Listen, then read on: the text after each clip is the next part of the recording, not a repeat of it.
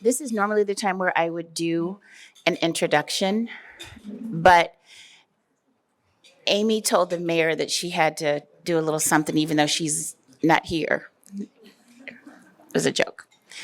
So I'm hopefully going to do this right. Hello, everyone. I'm Chicago Mayor Lori Lightfoot, and I'm excited to have the opportunity to talk about our amazing public library system and the leaders and staff who make it a reality. The city is committed to eliminating poverty and removing barriers to opportunity.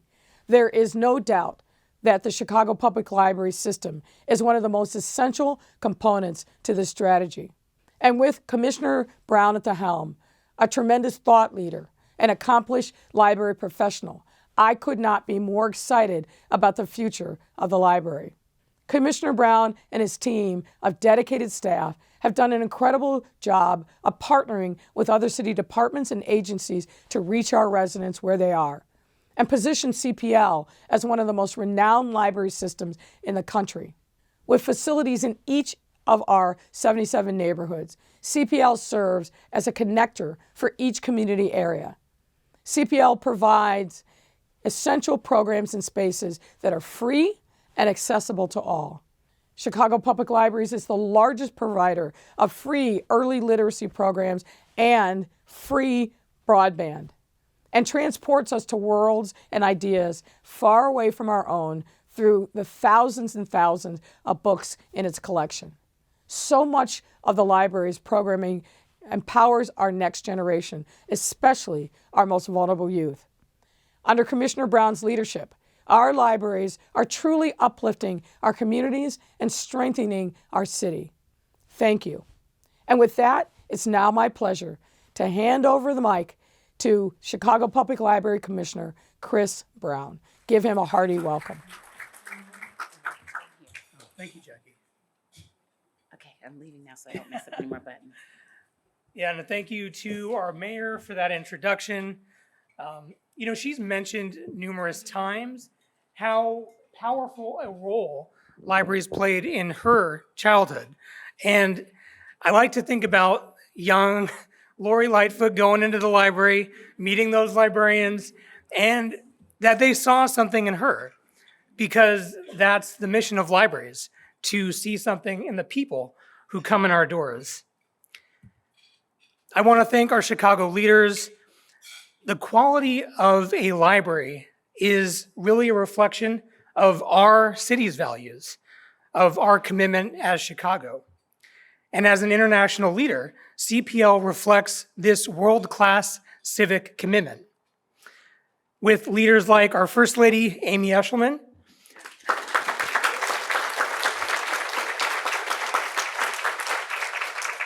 who served as a library leader for nearly 2 decades.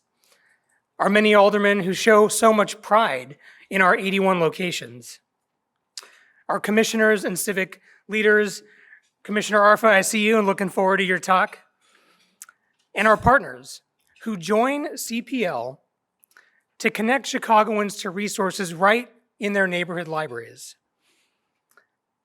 I also want to thank our Board of Director Vice President Chris Valenti for being here, our board member Sandra Delgado, and our foundation board chair Bob Wislow and President Brenda Langstrat Bowie.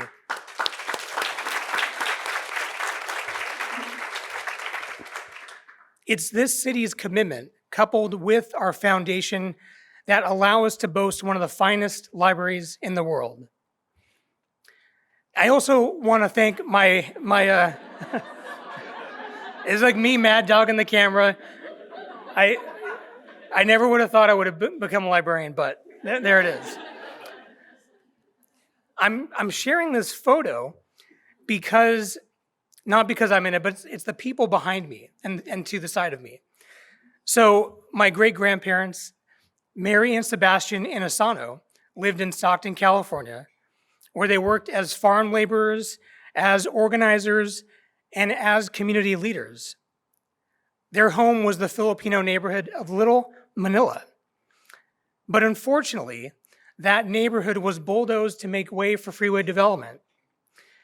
And it's a sad story, but it left me with a lesson that I haven't been able to forget, that our collective decisions have impacts for generations, and that we have to center the people being impacted by what we do. It's why I'm so proud to work in libraries in a field that centers people and their development. And this next year, as we gear up for our 150th anniversary, I want to share some of the stories about the people that have shaped our Chicago Public Library, the people who have had their lives improved by our library, and how we're centering our next generation of leaders in today's decisions. One of those first civic leaders wasn't even a Chicagoan. So after the Great Chicago Fire, Queen Victoria rallies her fellow Britons. They donate 8,000 books, which became our first public library collection, housed in a humble water tower. And it's a civic commitment that stretches from this origin story to the establishment of our library foundation by Cindy Pritzker, to Mayor Lightfoot, and to the people in this room. Thanks to the support of these leaders, we are positioned to lead from the library through connections, empowerment, inspiration, and imagination. Which brings me back to our incredible library staff. Everything that I talk about today is only made possible through their dedication. Together, they make over 46 million annual engagements possible. So that's smiling babies at story times, books being borrowed, websites being visited, and safe spaces for out-of-school time for our students. It's this team of hundreds of library staff, our ones watching, that make sure everyone, including this next generation, has their library story. I ask you to please join me in giving a round of applause for our team.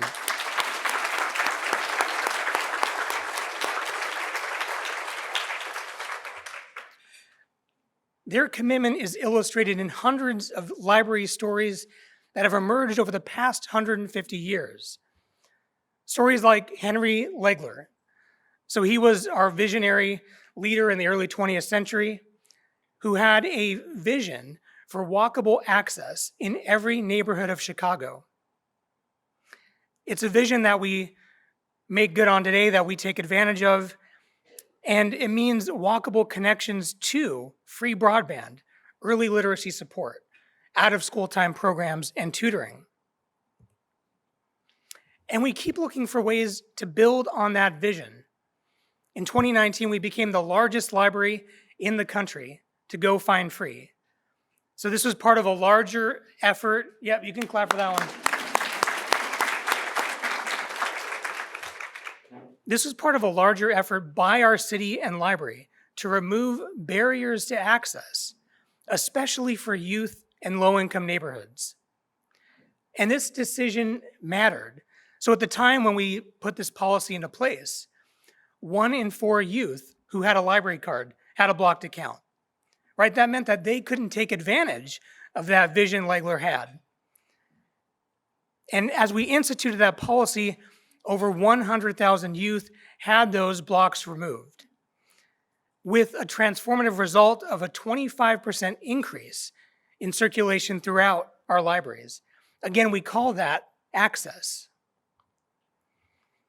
During the pandemic, we also added Sunday hours at all 81 locations, which a big feat in any time to add a day of operation to an organization. To do it in the pandemic is phenomenal. Again, this is about access. When in the pandemic, people needed broadband, student resources, government and health services, not 6 days a week, but every day.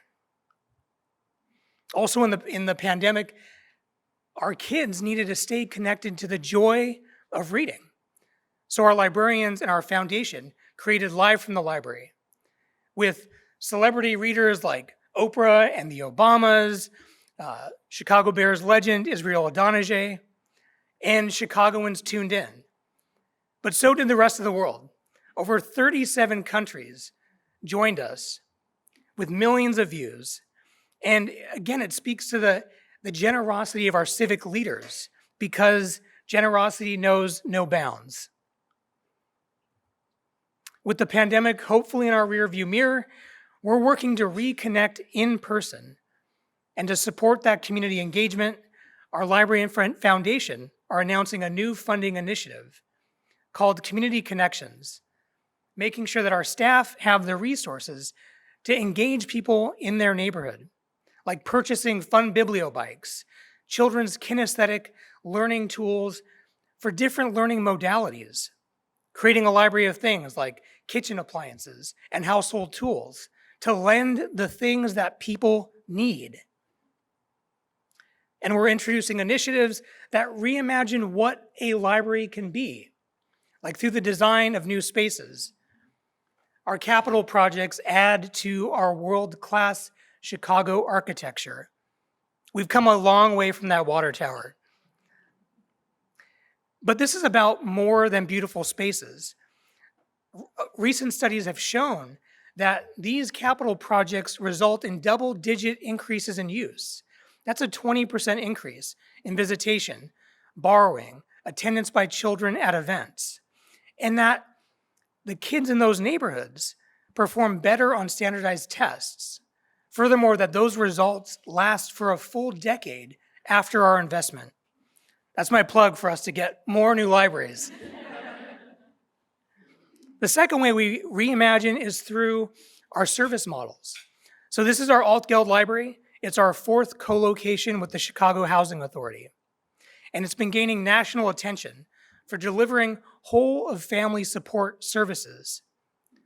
It's in a site located in a housing project on the South Side, in a neighborhood with the highest poverty rate in our city, and is the first co-location to include a child care center, because that's what our residents need.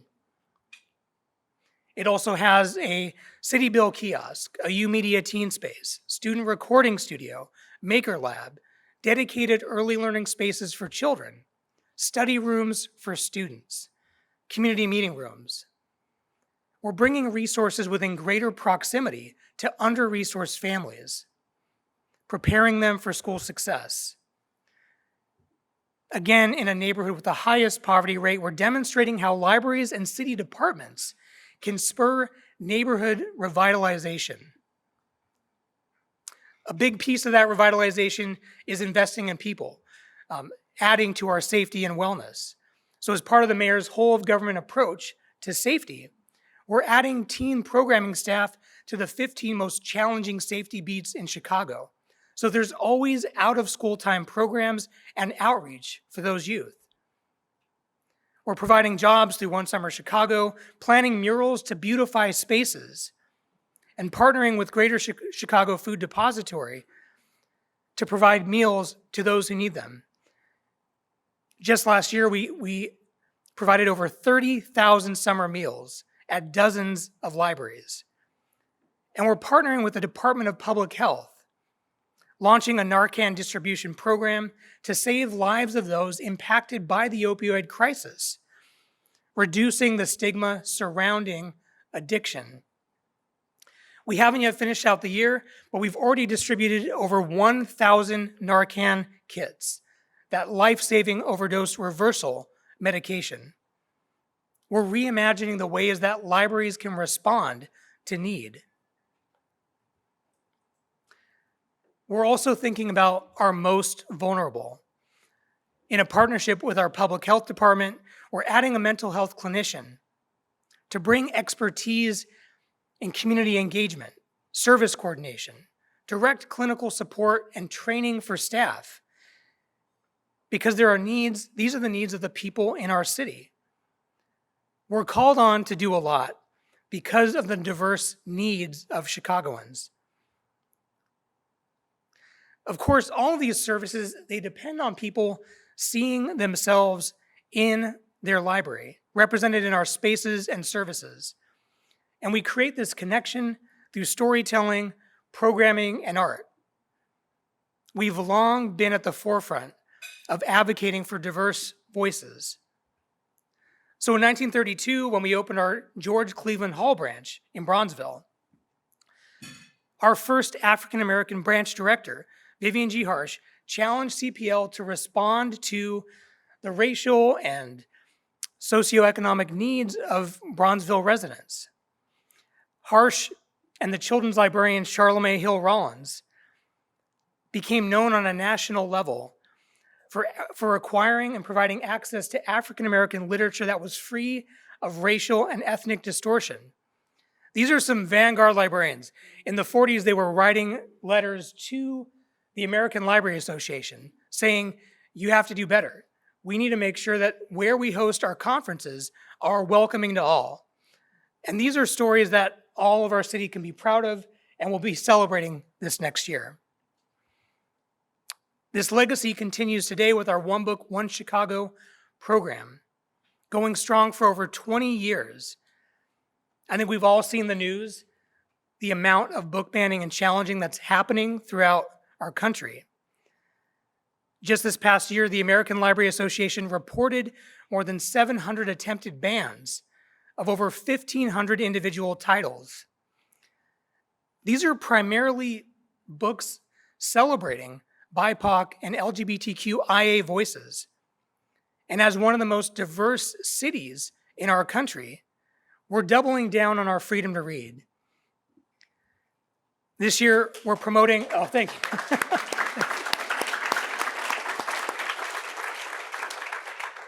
We're promoting books and authors facing censorship, selecting one of the most frequently challenged books, Mouse by Art Spiegelman, as this year's One Book, One Chicago. Right? It's widely hailed as one of the greatest graphic novels ever written, recounting the experience of the author's father during the Holocaust. We're thrilled to have Spiegelman in conversation on November 3rd to discuss Mouse and, more importantly, this moment in time. We hope you'll all join us at the Harold Washington Library. We're also excited to announce that we're partnering with the American Library Association and the Department of Cultural Affairs and Special Events to make more than a statement of our freedom to read, designating our 81 libraries as book sanctuaries, increasing access to challenge books, and calling on libraries and residents across the country to partner with us.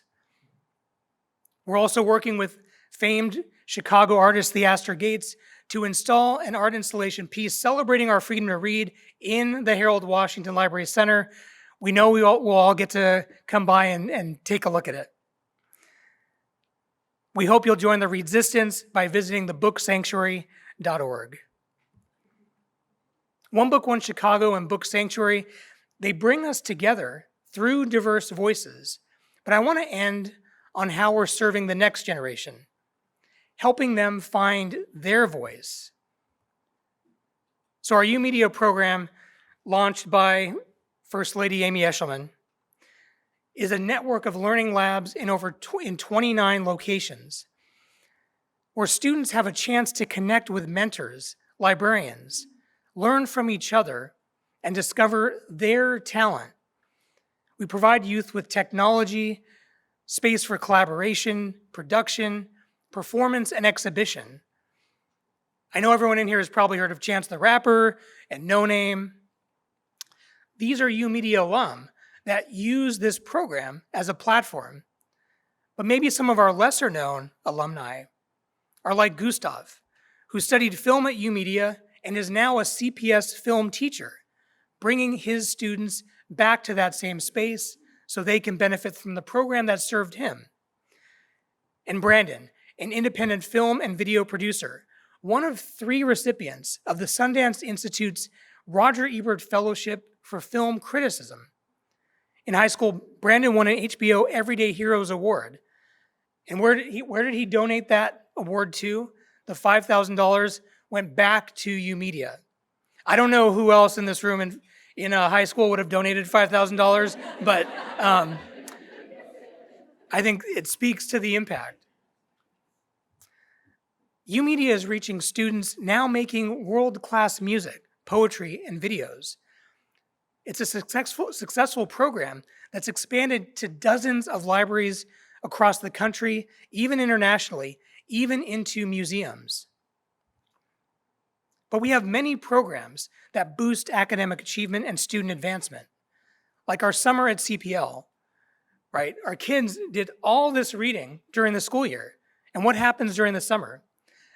They participate in summer at CPL. They keep those skills fresh to combat the summer slide, engaging our city in millions of minutes of reading every year. Our teacher in the library that provides tutoring in person for free all throughout our city. And our Chicago Teen Gamers Guild and our Chi Teen Live Fest. These are programs created for and by Chicago youth. Before I close out, I'm excited to announce a major step forward in how we're serving our youngest learners, how we're deepening our partnership with Chicago Public Schools. This October, we're launching the 81 Club.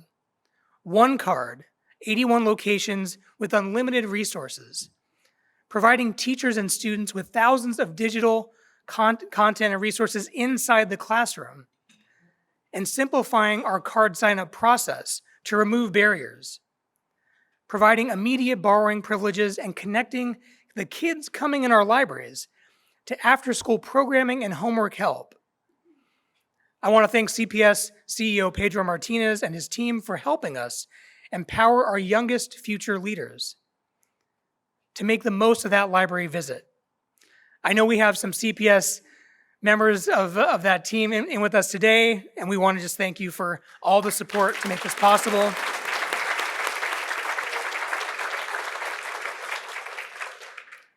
I also want to thank our CPL staff, particularly Mary Ellen Mesner, our first deputy,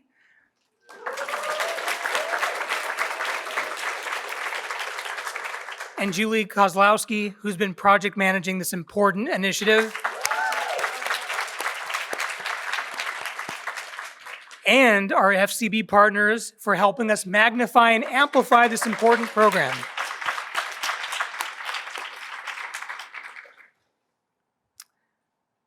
Many people have contributed to our city's world-class library, from Queen Victoria's gift to Cindy Pritzker establishing our foundation, to Vivian Harsh championing African-American voices. To so many of you who are here in this room, next year we're 150 years young and celebrating this storied legacy. We'll be having special anniversary activities, a podcast from CPL in partnership with award-winning production company PRX, a new Authors in the Library series to bring world-relevant authors into Chicago, launching, of course, a special edition library card, and having birthday celebration in all of our neighborhoods. I hope you leave here today inspired about what our city has created together, more aware of how we amplify access throughout all of our neighborhoods, how we're making decisions that center people for our children, our grandchildren, and our great-grandchildren, how we are leading from the library. And now that you've seen my embarrassing childhood photo, and we're all now library friends, I want to invite you to our Library Foundation Awards virtual broadcast on October 19th. We always do, a foundation does an amazing job with a slate of speakers, and this year is in that mold. We'll be having Pulitzer Prize winning playwright Tony Kushner, Top Chef and author Rick Bayless, urban historian and TikTok sensation Sherman Dilla Thomas. And you can find out more on the library's website. I want to thank City Club for having me today. I'm just one of our many library leaders, but my commitment to this city and our libraries is as strong as what I'm learning is our collective dislike of ketchup on hot dogs. And I hope to do it justice. Thank you.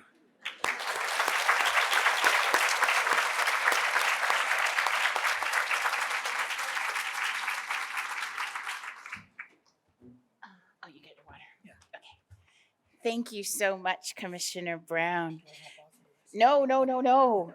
He said, do I hop off? No. So I'm going to allow a couple more questions to come up if anyone has some. I do have to say that, I told you that I would get to get my 4 books and I'd have to go. It's because I'm pretty loud. Yeah, I'm really loud. I have a real big mouth and the whole bit. And I heard like librarians over there like cheering and woohoo. And I was like, are you supposed to be like quiet in the library? At least not anymore. Well, then I'm coming back to the library because I heard Mary Ellen, she was like, woohoo. I was like, no, librarians are quiet. Were you quiet in the library? I'm surprised I became a librarian. Okay. See, okay, sorry. So many cool things that he's talking about, and I'm just grateful that you're sharing it at City Club. It means a lot to us. I'm going to dig right into these questions while you guys have your lemon cookies and coffee.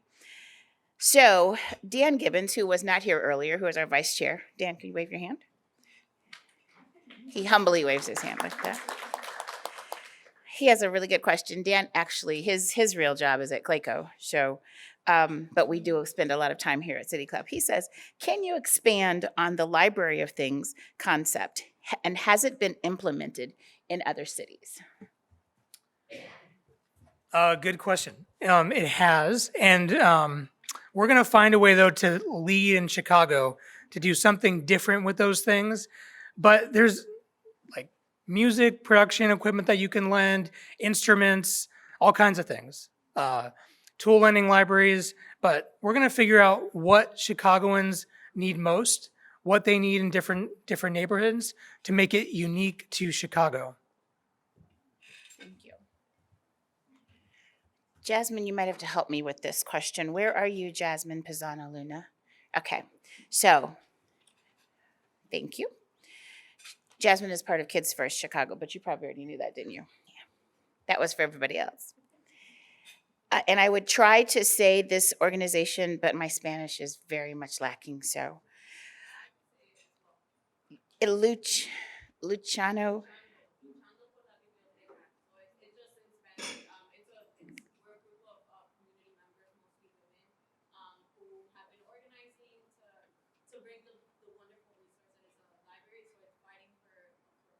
Okay, thank you.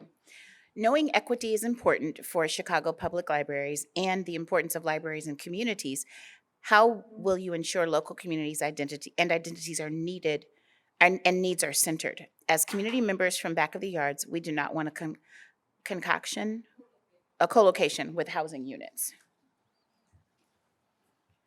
Good to see you all. I know they came to our board as well. And what I really appreciate is the passion for what libraries look like in your neighborhood. That's definitely clear. I think it's having those public meetings, making sure that we're widening who we're hearing from, right? And getting that feedback. And it's important feedback. We do want to make sure that the shape and the aesthetics and the design of our libraries really reflect our neighborhood. So I think we need to have more meetings and more dialogue. Yeah. Thank you. Okay, so Consuelo, did that kind of cover your question as well? Where are you? Did that kind of cover your question as well? No. This is good for me as well. So I'm going to need your help because, again, if I tried to read this, I know about 12 words. So please tell me what your question is. Mi pregunta en español es, yo vivo en el barrio de las empacadoras, en el sur de Chicago.